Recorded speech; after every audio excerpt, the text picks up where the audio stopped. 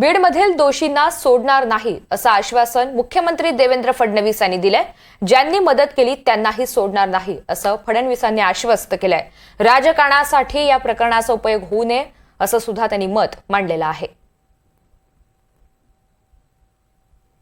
एक तर ते कुठे गेले असते आणि कोणी त्यांना मदत केली असेल तरी देखील त्यांच्यावर कारवाई होते तुम्हाला दिसतंय। मदत करणाऱ्यांना आम्ही सोडत नाही। आता माझं मत एवढंच आहे की या संदर्भात नीट चौकशी करू द्यावी, सगळी चौकशी पूर्ण होऊ द्यावी। आम्ही कुठल्याही दोषीला सोडणार नाही।